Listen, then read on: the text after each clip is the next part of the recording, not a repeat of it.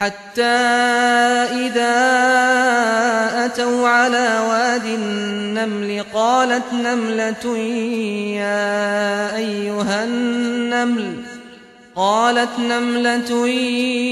يا أيها النمل ادخلوا مساكنكم لا يحطمنكم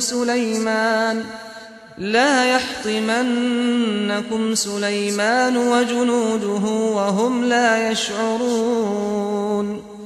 فتبسم ضاحكا من قولها وقال رب أوزعني أن أشكر نعمتك التي أنعمت علي وعلى والدي وأن أعمل صالحا ترضاه وأدخلني برحمتك في عبادك الصالحين.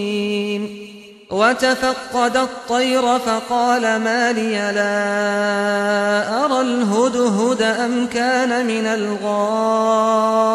الغائبين لأعذبنه عذابا شديدا أو لأذبحنه أو ليأتيني بسلطان مبين. فمكث غير بعيد فقال أحطت بما لم تحط به وجئتك من سبأ بنبأ يقين. إني وجدت امرأة تملكهم وأوتيت من كل شيء ولها عرش عظيم.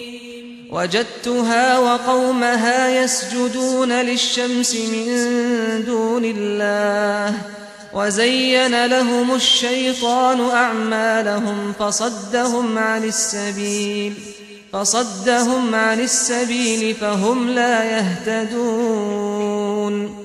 ألا يسجدوا لله الذي يخرج الخبأ في السماوات والأرض ويعلم ما تخفون وما تعلنون.